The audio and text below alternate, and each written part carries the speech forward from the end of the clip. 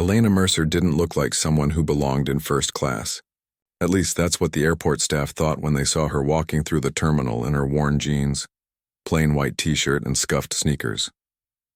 Her hair was pulled back in a simple ponytail, and she wore no makeup after the long flight. Nothing about her screamed wealth or importance. The Denver International Airport buzzed with its usual chaos, travelers rushing to gates, announcements echoing through the vast space, and lines forming at every counter. Elena moved through it all with tired steps. She had spent the last 2 weeks volunteering at a medical clinic in a remote village, using her nursing skills to help those who couldn't afford health care. The work had been rewarding but exhausting. All she wanted now was a quiet place to rest before her connecting flight home. Her boarding pass showed she had access to the Sky Lounge, a perk her husband had insisted on when booking her ticket. Elena rarely used such luxuries, but today, she longed for a comfortable chair and a moment of peace. When she approached the lounge entrance, a tall man with perfectly combed hair and a crisp uniform stood guard. His name tag read Richard. His eyes moved from her face to her casual clothes, and his welcoming smile faded slightly. "May I help you?" he asked, his tone suggesting he doubted she needed the services offered behind those frosted glass doors. "Yes, I'd like to enter the lounge, please." Elena handed over her boarding pass. "I have a 3-hour layover before my next flight." Richard took the boarding pass between 2 fingers as if it might be fake. He studied it longer than necessary, his eyebrows rising slightly. "This is the premium lounge," he said slowly, as if explaining to a child. "For first class and business passengers only." Elena nodded. "Yes, I know. I'm in first class on the next flight." She pointed to the clearly marked seat assignment on her boarding pass. Richard looked at the pass again, then back at Elena. Doubt clouded his features. "Do you have some identification, ma'am?" People in the nearby queue were beginning to stare. Elena felt her cheeks grow warm but kept her voice steady. "Of course." She pulled out her driver's license and handed it over. Richard compared the license to the boarding pass with exaggerated care. Even though everything matched perfectly, his expression remained suspicious. "One moment. Please." He stepped away to a computer terminal, keeping both her ID and boarding pass. Elena waited patiently, aware of the curious glances from other travelers. A well-dressed couple walked up behind her, and Richard immediately rushed back, ignoring Elena to greet them with a warm smile. "Mr. and Mrs. Thompson. Wonderful to see you again. Please go right in." He held the door open for them, and they sailed past Elena without a second glance. When Richard returned his attention to her, his smile had vanished again. "I'm sorry, but I need to verify your ticket with my supervisor," he said, not sounding sorry at all. "If you'd like to wait over there." He gestured to a row of uncomfortable plastic chairs against the wall. "Is there a problem with my boarding pass?" Elena asked quietly. "We just need to make sure everything is in order." His tone suggested that things were definitely not in order. Elena sighed. She was too tired to argue. "Fine, how long will this take?" "However long it takes, ma'am." Richard's voice had an edge to it now. Elena took a seat in the plastic chair, setting her small backpack beside her. From this spot, she watched as Richard let in 3 more passengers without question, all wearing expensive clothes and carrying designer luggage. None of them had to show ID. None of them had their boarding passes double-checked. 15 minutes passed. Then 20. Elena checked her watch, growing concerned. Her phone battery was nearly dead, and she'd hoped to charge it in the lounge. She needed to let her husband know she'd landed safely. Finally, she approached the desk again. "Excuse me, but has there been any progress? My phone is about to die, and I need to let my family know I'm okay." Richard looked up from his computer with an annoyed expression. "Ma'am, please wait your turn." "We're very busy." "But you've been helping everyone else," Elena pointed out, gesturing to the steady stream of passengers he'd been checking in. "I've been waiting for almost half an hour." A second staff member appeared, a woman with perfectly styled blonde hair and a permanent frown. Her name tag read Beverly. "Is there a problem here?" Beverly asked, directing the question to Richard rather than Elena. "This woman insists she has access to the lounge," Richard said, emphasizing insists as if Elena was being unreasonable. "I'm not convinced her boarding pass is legitimate." Beverly gave Elena a quick once-over, taking in her simple clothes and tired appearance. Her mouth tightened. I see. My boarding pass is perfectly legitimate, Elena said, trying to keep her voice calm. I just want to rest before my next flight. Do you understand that this lounge is for premium passengers only? Beverly asked slowly as if Elena might not comprehend English well. Yes, I understand. I have a first-class ticket. Elena pointed at her boarding pass still in Richard's hand. It's right there. Beverly took the boarding pass and ID from Richard, studying them with the same suspicion. And how did you come to have a first-class ticket, Ms. Mercer? The question hung in the air, its implication clear. How could someone who looked like Elena afford such a luxury? I purchased it just like everyone else, Elena replied, her patience wearing thin. Well, my husband did. Beverly and Richard exchanged knowing looks as if this confirmed their suspicions. Of course he did, Beverly said with a thin smile. And where is your husband now? He's meeting me at our final destination. Look, I've been traveling for over 20 hours. My phone is about to die. Can I please just use the lounge I'm entitled to use? Beverly handed the documents back to Elena with 2 fingers as if avoiding contamination. I'm afraid that won't be possible today. We have reason to believe you're attempting to access areas you're not authorized for. Elena stared at her in disbelief. Based on what? My clothes? My appearance? Based on security protocols, Beverly said stiffly. If you continue to make a scene, we'll be forced to call security. A scene? Elena looked around.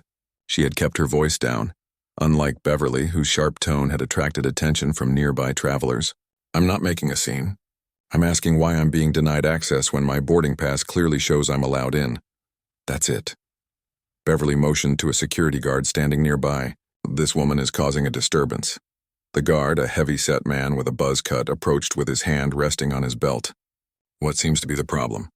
This person is attempting to gain unauthorized access to our premium lounge and refusing to leave the area, Beverly said loudly, making sure others could hear. Elena felt her face burning with humiliation. People were staring openly now. I have a valid first-class ticket, she tried to explain to the guard. They won't let me in because, well, I don't know why. The guard barely glanced at her boarding pass. Ma'am, I'm going to have to ask you to move away from this area. But my flight doesn't leave for 3 hours, Elena protested. Where am I supposed to go? The general waiting area is that way. The guard pointed down the terminal. There are plenty of seats there. Elena looked from the guard to Richard to Beverly, searching for any sign of understanding or compassion. She found none. Just cold stares and impatient gestures. Fine, she said finally, her voice quiet. I'll go, as she gathered her backpack. Beverly leaned closer and whispered, Next time, dress the part if you want to be treated like a first-class passenger. The words stung worse than the whole ordeal. Elena walked away, feeling dozens of eyes on her back. In the crowded general waiting area, she found an empty seat next to a charging station and plugged in her nearly dead phone. As it powered back to life, messages flooded in. 5 missed calls from her husband, James. 3 text messages asking if she'd landed safely. Elena's hands trembled slightly as she typed her reply. Landed in Denver. Flight delayed. Will call when I can. She couldn't bring herself to tell him what had happened. James would be furious, and right now, she didn't have the energy for his righteous anger on her behalf. She just wanted to get home. Elena leaned back in the uncomfortable chair and closed her eyes. The irony wasn't lost on her. Last week, she'd been treating patients in a village with no running water, sleeping on a cot in a makeshift clinic. No one there had cared what she wore or how she looked. They'd been grateful for her help, her knowledge, her compassion. Yet here, in this gleaming temple to modern travel, she was judged worthless based on her appearance alone. The simple clothes that made her blend in while doing humanitarian work had marked her as an outsider here. Her phone buzzed with an incoming call. James, she hesitated before answering. Hey, she said, trying to sound more cheerful than she felt. Elena, thank God. I was getting worried when you didn't call. His voice carried the unmistakable tone of relief. How was the flight? Are you in the lounge? She couldn't lie to him. No, I'm in the main terminal. There was a problem with the lounge access. What kind of problem? James asked, his voice sharpening instantly. Your ticket includes lounge access. I made sure of it. It's fine, really, Elena said, not wanting to get into it. I'm just tired. I'll tell you about it when I get home. Elena. His tone made it clear he wasn't going to let this go. What happened? She sighed, knowing her husband too well. They wouldn't let me in. They thought I was trying to sneak in or something. They checked my ID, made me wait, and then had security escort me away. There was silence on the other end of the line. Then, in a dangerously calm voice, James asked, "Which airport are you in right now? Which terminal? Which airline?" "James, please don't make a fuss." "It's not worth it." "It is absolutely worth it," he replied, his voice tight with controlled anger. "No one treats my wife that way." "No one? What are you going to do?" Elena asked, suddenly concerned. James rarely lost his temper, but when he did, things happened. "Big things. I'm going to fix this," he said simply. "I'm actually not far from Denver. I was planning to surprise you at home, but I think I'll surprise you there instead. Don't move. I'll be there in 40 minutes. "James, that's not necessary." But he had already hung up. Elena stared at her phone, a mix of emotions washing over her. Part of her was touched by his protective response. Another part dreaded the confrontation to come. She knew exactly who James Mercer was in the business world. Everyone did. But in moments like this, she was reminded of why she had fallen in love with him. Not for his wealth or power, but for his unwavering sense of justice and his refusal to let anyone, mistreat those he cared about.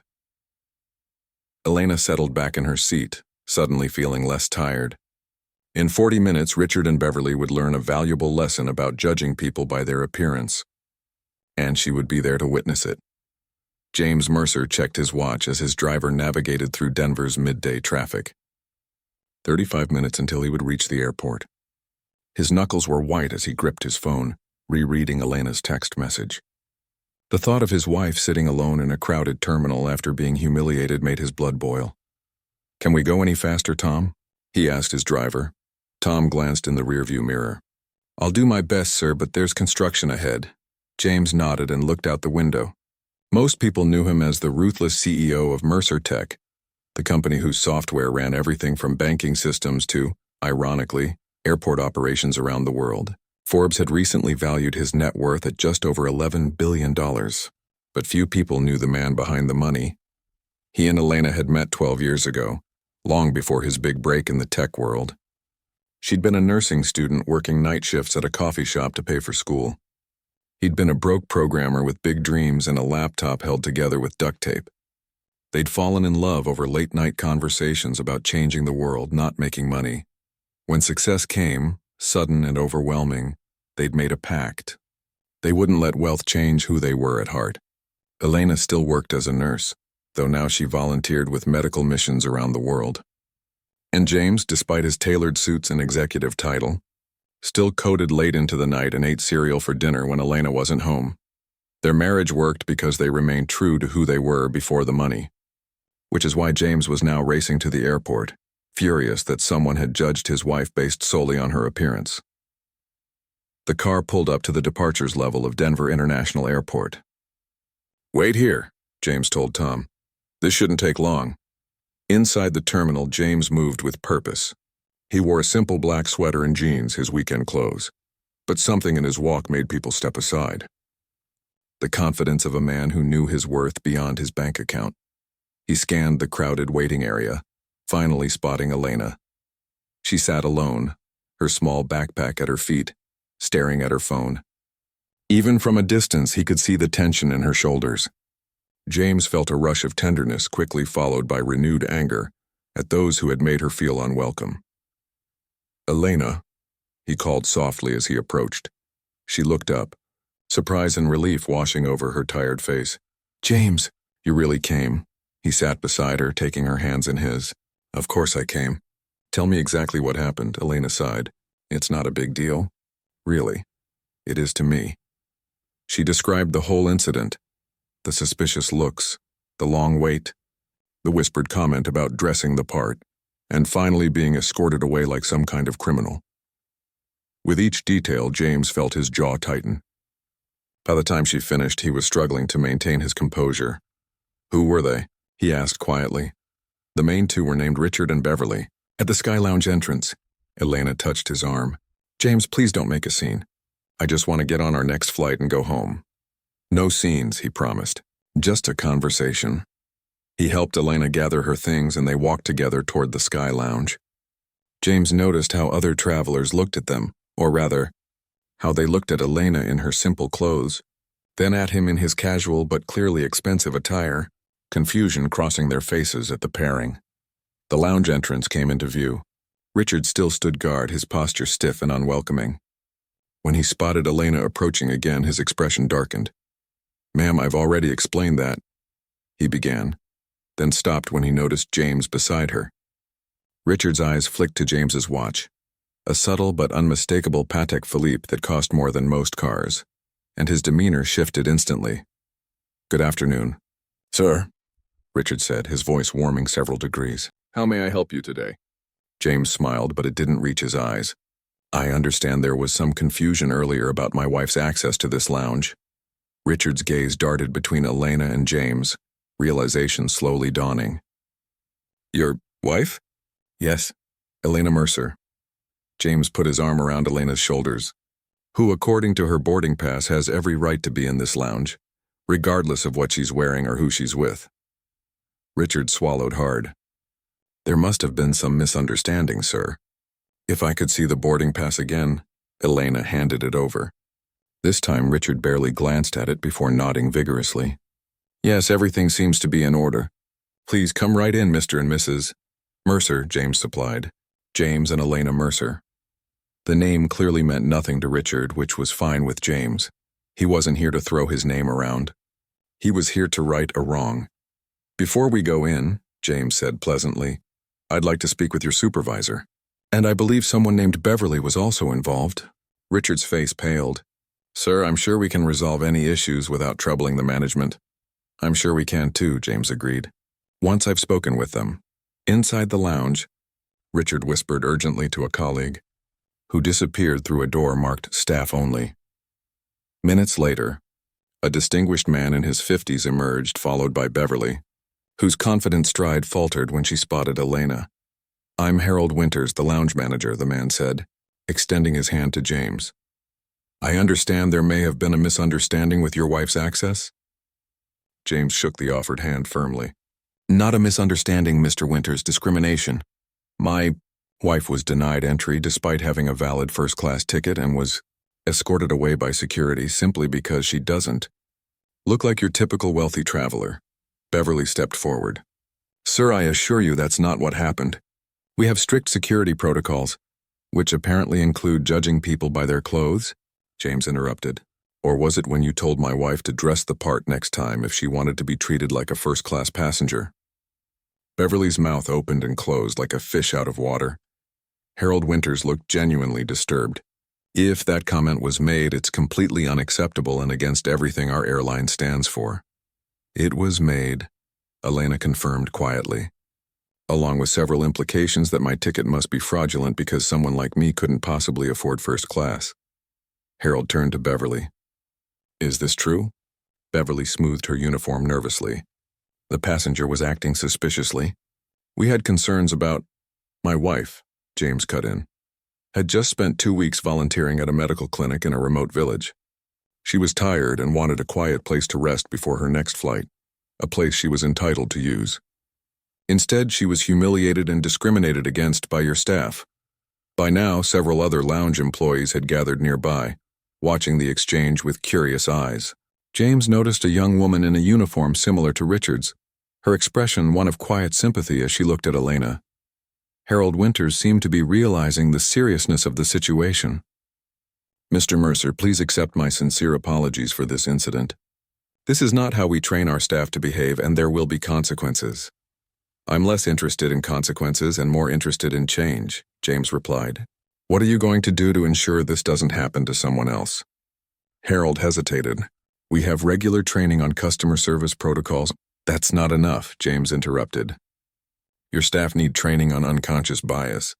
They need to understand that first-class passengers don't all look the same or dress the same." A new voice entered the conversation. "Mr. Mercer is absolutely right." Everyone turned to see a tall, elegant woman in an airline executive uniform approaching. Her name badge identified her as Diane Powell, Regional Director. "Mr. and Mrs. Mercer," she said, "I was informed of this situation just moments ago. On behalf of the entire airline, I want to offer my deepest apologies. James noted the sudden change in Harold's demeanor, his back straightening, his expression becoming more serious. Clearly, Diane Powell was high enough in the hierarchy to make everyone nervous. Thank you, Elena said softly. But as my husband said, we're more interested in making sure this doesn't happen again. Diane nodded. I couldn't agree more, which is why, effective immediately, I'm implementing a review of our training procedures across all lounges in my region. She turned to Harold. I want a complete report of this incident on my desk tomorrow morning, including statements from all staff involved. Harold nodded quickly. Of course, Ms. Powell. Diane then addressed Beverly and Richard directly. You two will report to HR tomorrow morning. This isn't just about customer service, it's about basic human decency. James watched the proceedings with satisfaction, but he could feel Elena growing uncomfortable with all the attention. He squeezed her hand gently. Thank you, Ms. Powell, he said. We appreciate your swift response. Now, if you don't mind, my wife has had a long journey and could use some rest before our next flight. Of course, Diane replied. She gestured to the young woman James had noticed earlier. Lisa will show you to our premium section and make sure you have everything you need. As they followed Lisa deeper into the lounge, James heard Diane continuing to address the staff behind them, her voice firm but measured. The premium section was quieter, with comfortable chairs and private booths. Lisa showed them to a secluded corner with a view of the runway. Can I get you anything to drink? She asked. Coffee, tea, something stronger? Tea would be lovely, Elena said. Thank you. When Lisa left, Elena turned to James with a mix of exasperation and affection. You didn't have to do all that. Yes, I did, James replied simply. Not because I'm your husband or because I can, but because it was wrong.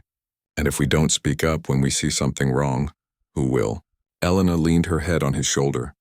They had no idea who you were, did they? James shook his head. No, and that's not why they should have treated you better. They should have treated you with respect because you're a human being with a valid ticket, not because you're married to me. Lisa returned with their tea and a plate of sandwiches. I thought you might be hungry, she said to Elena with a kind smile. Those long medical mission flights never have good food. Elena looked surprised. How did you know I was on a medical mission? I overheard, Lisa admitted. My sister does similar work in South America. I recognize the look, the mix of exhaustion and fulfillment. She paused. What you both said about training and bias, it's something we've needed for a long time. Thank you for speaking up. After Lisa left, James and Elena sat in comfortable silence, watching planes take off and land. The tea was hot and soothing, the sandwiches simple but delicious. We have an hour before our flight, James said eventually. Why don't you rest? I have a few calls to make. Elena looked at him suspiciously. What kind of calls? Just business, he said innocently. James, he smiled. Okay, not just business. I'm calling our foundation director. I think we should fund a new training program for customer service staff in transportation hubs, airports, train stations, bus terminals. Something focused on recognizing and overcoming unconscious bias. Elena's eyes widened. You're turning this into a whole project? Why not? We've been looking for a new initiative anyway. He took her hand. What happened to you today happens to people every day, and most of them don't have a billionaire husband to come to their rescue. We can do something about that. Elena's tired face broke into a genuine smile, the first one since he'd found her in the terminal. This is why I love you, you know. Not the grand gestures, but the way you see problems and immediately think about how to solve them for everyone, not just yourself. James kissed her forehead. Get some rest. By the time you wake up, I'll have the framework for a whole new foundation program. As Elena closed her eyes, James took out his phone and began typing notes. The incident had made him angry, yes, but it had also highlighted a problem he could help solve. And solving problems was what James Mercer did best. Whether they were complex software issues or the deeply human problem of treating each other with dignity and respect. Behind him, through the large windows of the lounge, planes continued taking off into the clear Colorado sky, carrying people to destinations around the world. People of all types, all backgrounds, all appearances. People who deserved to be judged by their character, not their clothes or their class. And if James had anything to say about it, that's exactly what would happen. News travels fast in airports. especially when it involves the humiliation of staff who had just humiliated someone else. By the time James and Elena boarded their flight to San Francisco, whispers were already circulating about the incident in the Sky Lounge. "That's them," a flight attendant murmured to her colleague as the couple settled into their first-class seats. Elena pretended not to notice, but James met the flight attendant's gaze with a calm, steady look that made her quickly turn away. "You know," Elena said quietly once they were seated, "for someone who doesn't like to make a scene, you certainly created quite a stir back there." James smiled and took her hand. "All I did was ask for accountability. Everything else happened on its own." The flight was smooth and uneventful. Elena dozed against James's shoulder while he worked on his tablet, outlining ideas for what he was already calling the Dignity Initiative, a training program that would teach customer service workers how to treat all people with respect, regardless of appearance. When they landed in San Francisco, James's driver was waiting at the arrivals area. As they walked through the terminal, Elena noticed how different this airport felt from Denver. Or perhaps it was just her perspective that had changed. "Mr. Mercer." They turned to see a harried-looking man in a business suit hurrying toward them. James tensed slightly, protective instincts kicking in. "Mr. Mercer, I'm Philip Chen, VP of Operations for Western Airlines." The man extended his hand, slightly out of breath. "I just received a call from our regional office in Denver about what happened. I wanted to personally assure you that we take this matter extremely seriously." James shook the offered hand. "I appreciate that, Mr. Chen. We've already spoken with your regional director, Ms. Powell." "Yes, Diane called me directly." Philip glanced at Elena.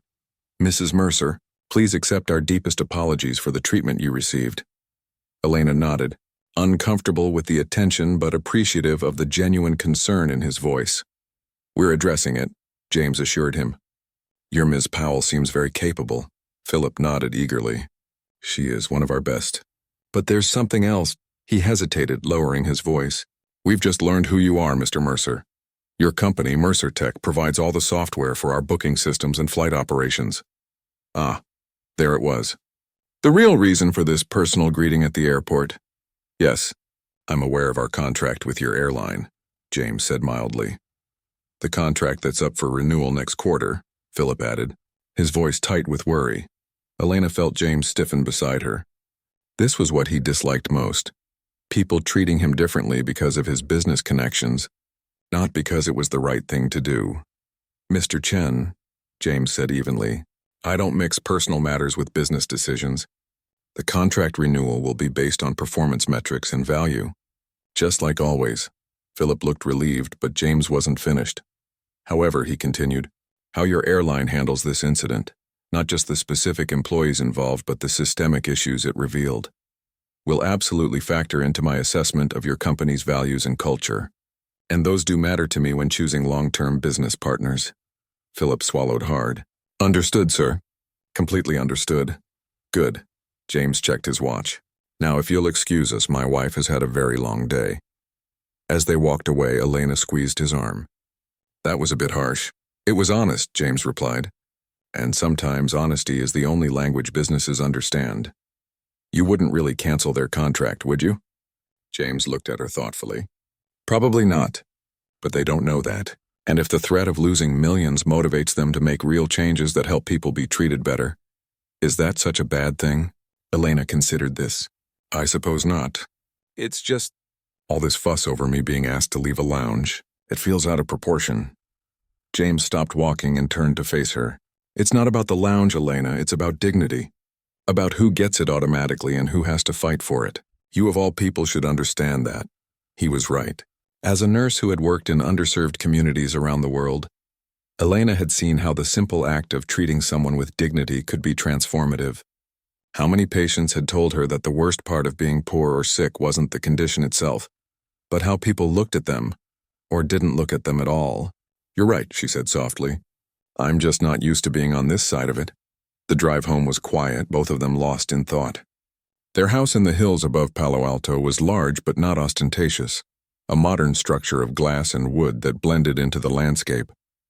Elena had insisted on that when they built it. She wanted a home, not a monument. As they pulled into the driveway, James's phone rang. He glanced at the screen and raised an eyebrow. It's Diane Powell from the airline, he answered, putting it on speaker.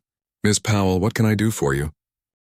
Mr. Mercer, I'm calling with an update on the situation we discussed earlier today. Her voice was clear and professional.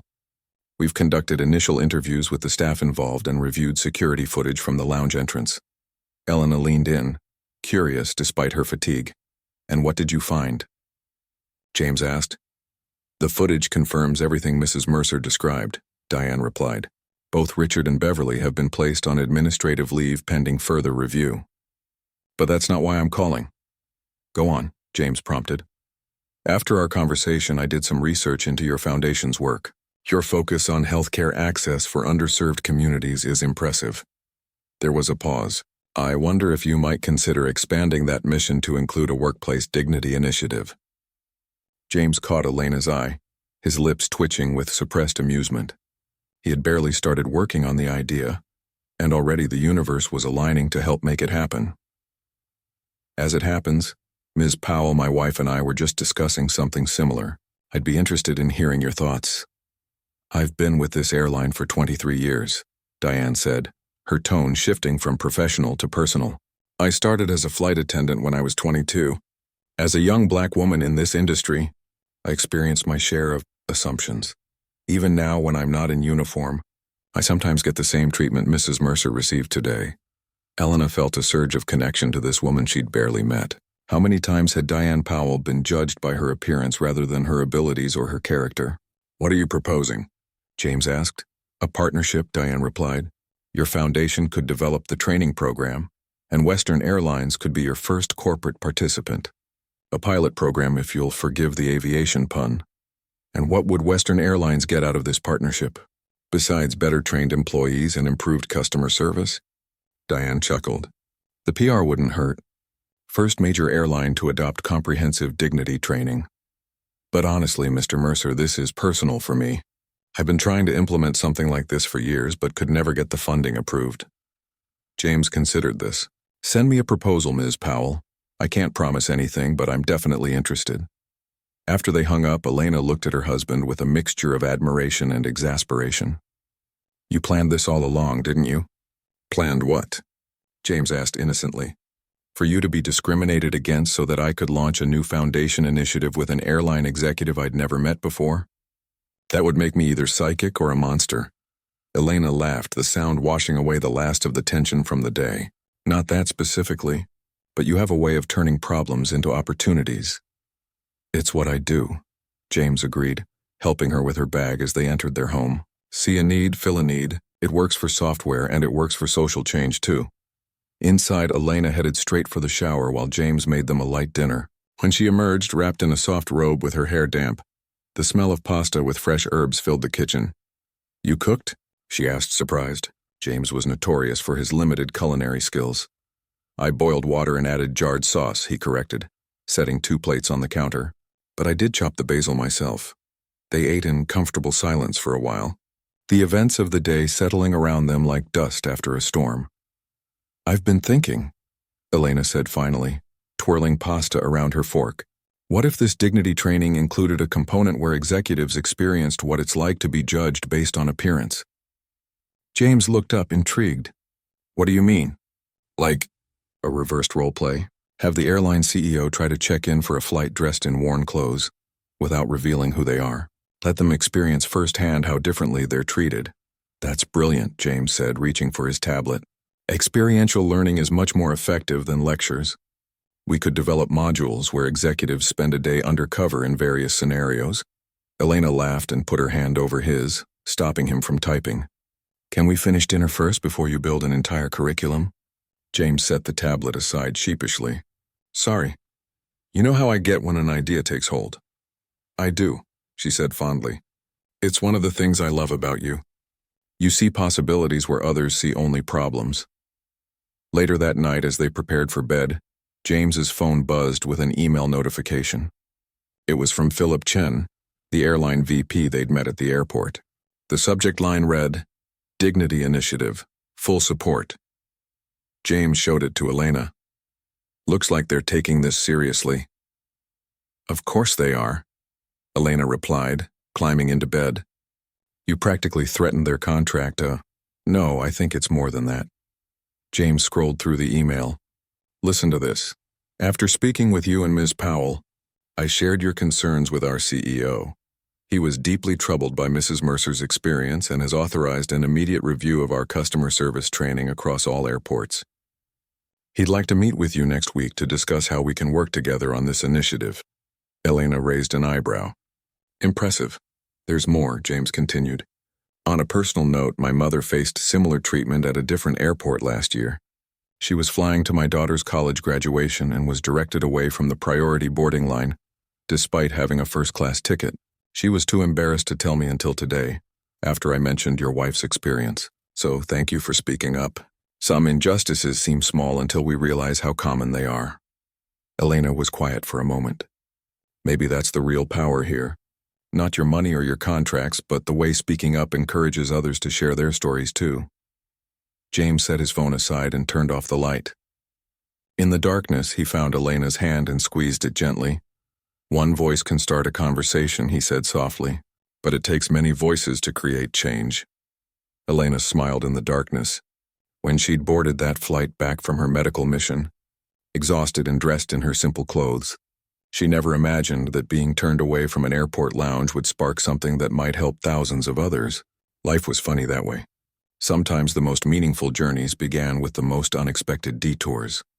1 week after the incident at Denver International Airport, Elena sat in the large conference room at Mercer Tech headquarters, feeling slightly out of place. Around the oval table sat executives from Western Airlines, including Diane Powell and Philip Chen. James sat at the head of the table, his casual attire, jeans and a simple button-down shirt, contrasting with the formal business suits of their visitors. Let me get this straight, said Robert Keller, the CEO of Western Airlines, leaning forward with interest. You want our executives to experience what it's like to be judged based on appearance? Exactly, Elena replied, finding her voice.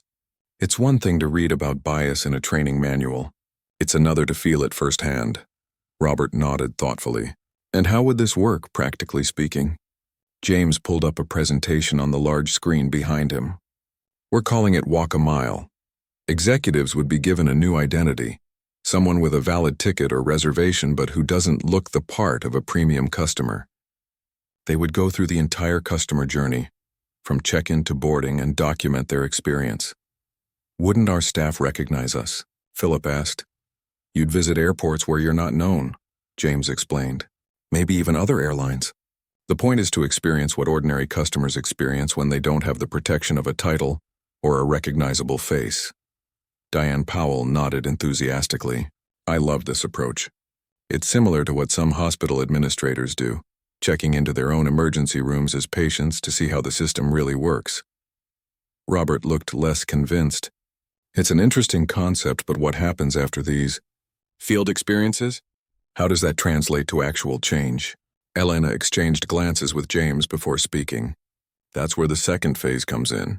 We're developing a comprehensive training program that uses these executive experiences as case studies, real stories told by the leaders themselves about how they were treated when they weren't recognized as leaders. The power of this approach, James added, is that it comes from the top down. When a CEO stands in front of their staff and says, "Here's how I was mistreated when no one knew who I was," it sends a powerful message that dignity isn't just for people with the right clothes or the right title. Robert tapped his pen against the table, considering. And Mercer Tech Foundation would fund this entirely? The development phase, yes, James confirmed. We'd ask participating companies to cover the costs of implementation and ongoing training. It has to be a partnership, with skin in the game from both sides. Robert looked at his colleagues around the table. Philip nodded slightly while Diane's expression was openly enthusiastic. I have to admit, Robert said finally, when I first heard about this meeting, I assumed it was about our contract renewal. I came prepared to discuss software integration and pricing tiers. He set down his pen. Instead, we're talking about teaching our staff to be better humans. It's refreshing. The contract renewal is a separate discussion, James assured him. This is about something more fundamental than business. Though I believe the two are connected, companies that treat people with dignity tend to perform better in the long run. Robert stood up suddenly, decision made. I'm in. Western Airlines will be your first corporate partner in this initiative. He extended his hand to James, who shook it firmly. But I have one condition. What's that? Elena asked. I want to be the first executive to go undercover, Robert said with unexpected enthusiasm. I've been flying first class and getting VIP treatment for so long, I probably have no idea what our regular customers experience. James grinned. That can certainly be arranged. After the meeting, as the Western Airlines team headed for the elevators, Diane Powell hung back to speak with Elena privately. I wanted to thank you, she said quietly. For what? Elena asked. For turning an awful experience into something positive, Diane replied. Most people would have just filed a complaint and moved on. Or worse, said nothing at all. Elena shook her head. I didn't really do anything. It was James who… No, Diane interrupted gently. From what I've seen, this whole initiative came from both of you. James might have the resources to make it happen, but you have the heart behind it, the understanding of why it matters. Elena felt a rush of warmth at the unexpected recognition. Thank you. That means a lot, Diane smiled. Sometimes the people who think they have the least power are the ones who end up changing the world. She handed Elena a business card. I'd like to stay in touch directly, not just through the formal channels. I think we could learn a lot from each other. 3 weeks later, Elena's phone buzzed with a text message from Diane. It contained a photo of Robert Keller, the impeccably groomed CEO of Western Airlines, now sporting a 3-day beard, messy hair, and wrinkled clothes. The caption read, Operation Walk a Mile begins tomorrow. He's flying economy from San Francisco to Chicago with a layover in Denver. Wish him luck. Elena showed the message to James, who chuckled. He's really going all in, isn't he? Looks like it, Elena replied. I hope he's ready for what he might experience. The next evening, Elena's phone rang. It was Diane, her voice a mix of amusement and vindication. You're not going to believe what happened, she began without preamble. Robert Keller had made it through. Most of his journey without incident, check-in, had been impersonal but efficient. Security slightly more thorough than he was used to, but not inappropriate. The real eye-opener came during his layover in Denver. He tried to use one of the charging stations in the main terminal. Diane explained. An airport staff member told him the outlets were reserved for real travelers and unplugged his phone. When he protested, the staff member suggested he go find an outlet somewhere more appropriate for his kind. Elena gasped. That's horrible. What did he do? Nothing at first, Diane said. He was so shocked he just walked away. But then he found me. I was observing from a distance and he was livid. Not for himself, but because he realized this happens to real passengers every day. So what happens now? Elena asked. Robert wants to expand the program immediately, Diane replied. Not just executives, but all management staff. And he's authorized an audit of every customer touchpoint to identify where bias might be occurring. James, who had been listening in, nodded with satisfaction. That's exactly the kind of reaction we were hoping for. Personal experience leads to genuine commitment. The next day, James and Elena received an email from Robert Keller himself. The subject line was simple. I understand now. In the email, Robert detailed his experience and his commitment to making changes at Western Airlines. He concluded with a request.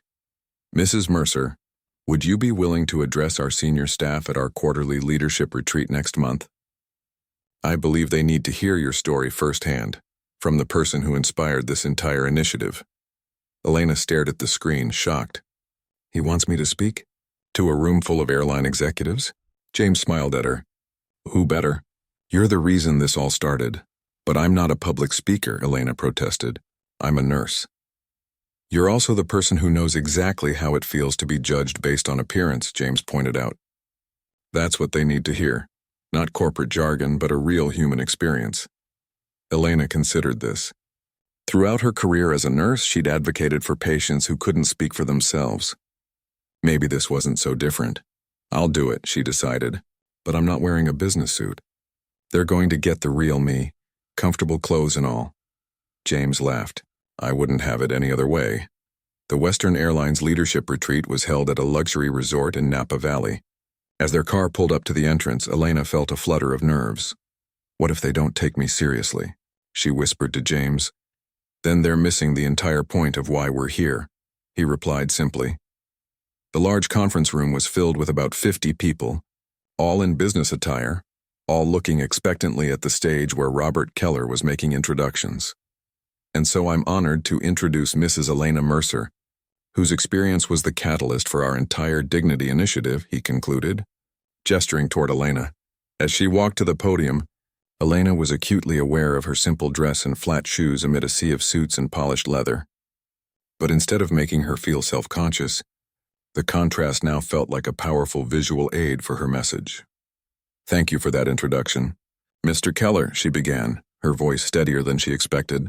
I'm not an executive or a public speaker. I'm a nurse who happens to be married to a tech CEO and who had the unfortunate experience of being judged based on my appearance in one of your airport lounges. She paused, looking around the room. But I'm not here to complain about that incident. I'm here because what happened to me happens to people every day, in airports and hotels and stores and hospitals around the world.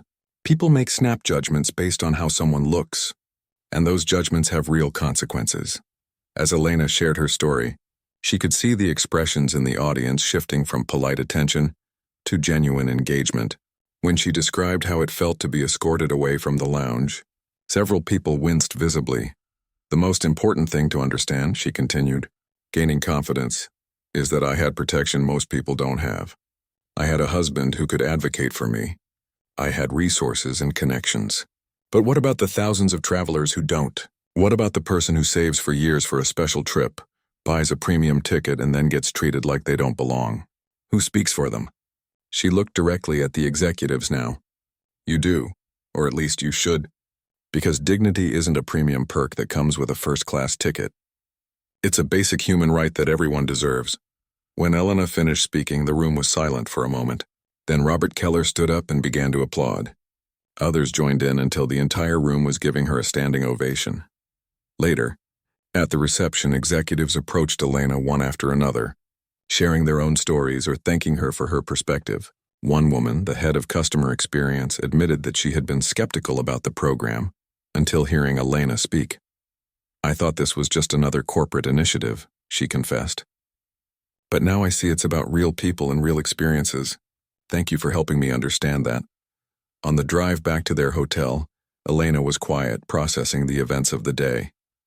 You were amazing, James said, taking her hand. You had every person in that room hanging on your words. It felt good, Elena admitted, to use my voice that way, to know that something positive might come from what happened. James squeezed her hand. That's how change happens. One story, one person, one company at a time. As they drove through the beautiful Napa Valley, Elena thought about how far they'd come from that humiliating moment at the Denver airport. A chance encounter, a moment of injustice, had sparked something that might improve experiences for countless travelers. You know what the strangest part is? She said suddenly. If I had to go through that whole airport incident again, knowing what would come from it, I think I would. James looked at her with pride and love. That's because you've always seen the bigger picture. Elena, you've always understood that sometimes the most difficult experiences lead to the most important changes. Elena smiled, watching the vineyards roll by outside the window. I guess sometimes you have to be ejected before you can soar. 6 months had passed since the incident at Denver International Airport.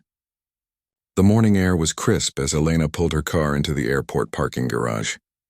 She checked her watch, right on time. Today she wasn't here as a passenger but as an observer. Her phone buzzed with a text from James. Good luck today? Wish I could be there to see it, Elena smiled. James was in Tokyo, finalizing a deal that would bring the Dignity initiative to international airlines. What had begun as a response to her humiliating experience had grown into something neither of them had imagined possible. As she walked through the sliding doors into the terminal, Elena felt a flutter of nervousness.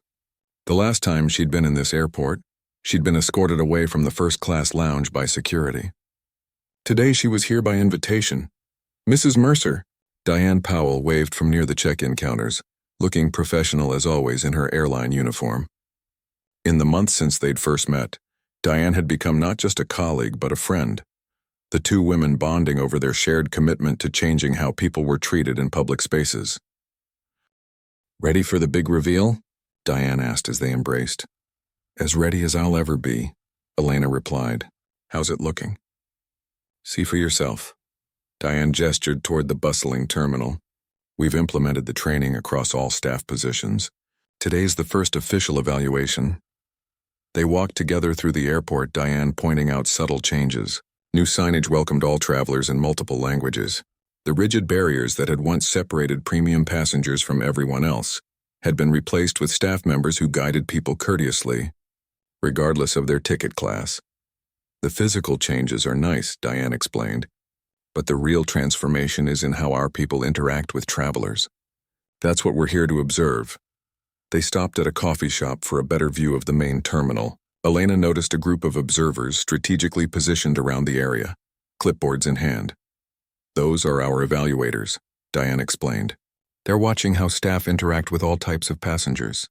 They'll score each interaction based on the dignity metrics we developed with your foundation. Elena nodded, impressed by the thoroughness. The dignity metrics had been her idea, a way to measure not just customer satisfaction but the level of respect shown to all travelers, especially those who might typically be overlooked or judged. And the staff don't know they're being evaluated today? Elena asked. That's right. We want to see how they perform naturally, not when they know they're being watched. As they sipped their coffee, Elena noticed a family approaching the premium check-in desk. The parents looked tired, their clothes rumpled from what had clearly been a long journey. Their two small children were restless, the younger one beginning to fuss. They didn't look like typical first-class passengers. Elena tensed, remembering her own experience. This was exactly the type of situation where bias often showed itself. The check-in agent, a young man with a friendly face, looked up as the family approached. Without hesitation, he smiled warmly. Good morning. Looks like you've had quite a journey already. Let's get you checked in as quickly as possible so these little ones can rest. Elena watched, barely breathing, as the agent processed their tickets with the same courtesy and attention he'd given to the businessman in an expensive suit just moments before. That's Thomas, Diane said quietly. He's been through our complete dignity training program. 6 months ago, I'm not sure he would have responded the same way. Throughout the morning, Elena and Diane observed dozens of interactions between staff and passengers. There were occasional missteps, an abrupt answer here, a slightly dismissive tone there, but the overall difference was remarkable. Time for the main event, Diane said, checking her watch. Our CEO should be arriving for his follow-up evaluation right about now. They made their way to the Sky Lounge, the very same one Elena had been ejected from half a year earlier. Outside the entrance stood a new staff member, a woman with a warm smile and attentive eyes. That's Lisa, Diane whispered. She's been promoted to lounge supervisor, based on her exceptional customer service scores. Elena remembered Lisa, the kind young woman who had served them tea after James had confronted the previous lounge staff. It was fitting that she now supervised the space. As they watched from a distance, a disheveled man approached the lounge entrance. His clothes were wrinkled, his hair uncombed, and he carried a worn backpack slung over one shoulder. He looked like he'd been traveling for days. Elena recognized him immediately despite the disguise. Robert Keller, CEO of Western Airlines, conducting another undercover evaluation. Lisa greeted him with the same warm smile she'd given to everyone else. Good morning, sir. May I see your boarding pass, please? Robert handed over his first-class ticket, his demeanor slightly challenging as if expecting to be questioned. Lisa checked the boarding pass carefully, then handed it back with a smile. Everything looks perfect, Mr. Thompson. Welcome to the Sky Lounge. Would you like me to show you where the shower facilities are?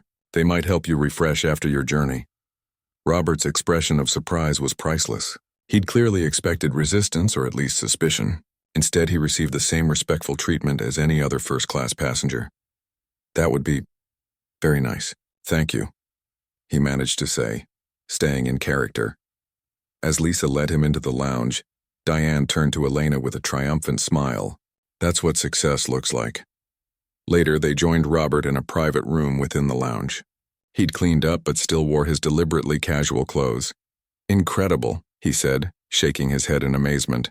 6 months ago, I was practically shown the door when I tried this. Today, I was treated like a valued guest from the moment I arrived. The dignity protocol is working. Diane confirmed. Our customer satisfaction scores are up 27% across all passenger classes, and complaints about discriminatory treatment are down by 68%. But the numbers don't tell the whole story, Elena added. It's the individual experiences that matter. Every person who feels welcomed rather than judged, respected rather than dismissed. Robert nodded thoughtfully. You know, when we started this program, I thought it was mainly about treating premium passengers better regardless of how they looked. But it's become something much more significant. How so? Elena asked. It's changed our entire company culture, Robert explained. When you train people to treat everyone with dignity, it doesn't just affect how they interact with first-class passengers who don't look the part. It changes how they treat everyone, economy passengers, colleagues, even themselves. Elena felt a rush of pride. This was exactly what she and James had hoped for. Not just a band-aid solution to one problem, but a fundamental shift in how people treated each other. We've had inquiries from 12 other airlines, Diane added. They've heard about the program and want to implement it themselves.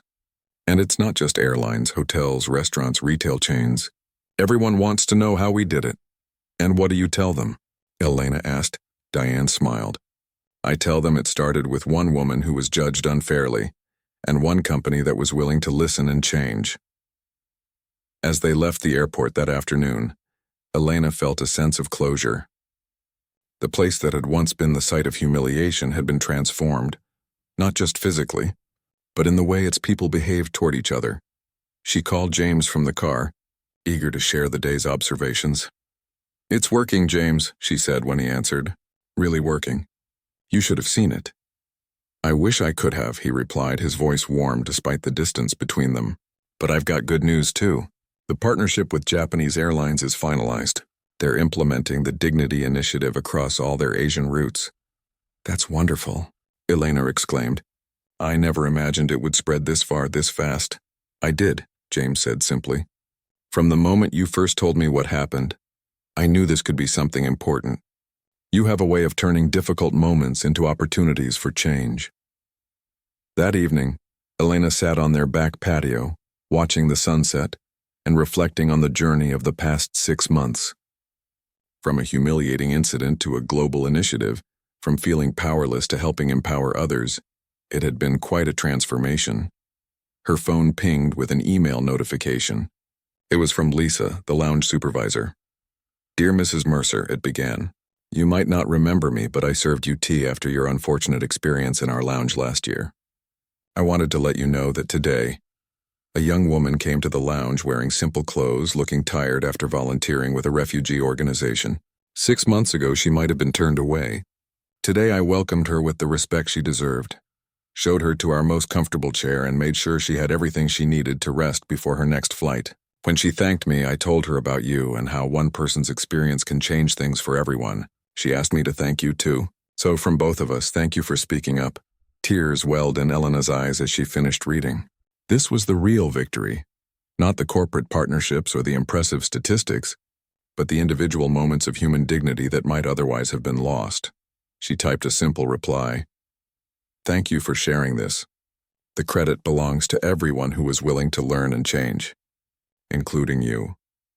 As the sun dipped below the horizon, Elena thought about how sometimes the most difficult experiences could lead to the most meaningful growth. Her husband's billionaire status had gotten attention that day at the airport, but it was human connection, the willingness to see each person's inherent worth, that had created lasting change. The Dignity Initiative had begun with one woman being judged by her appearance. It would continue because of the countless people who now understood that true dignity came not from what you wore or how you looked, but from being seen for who you really were, and that was something no one could take away.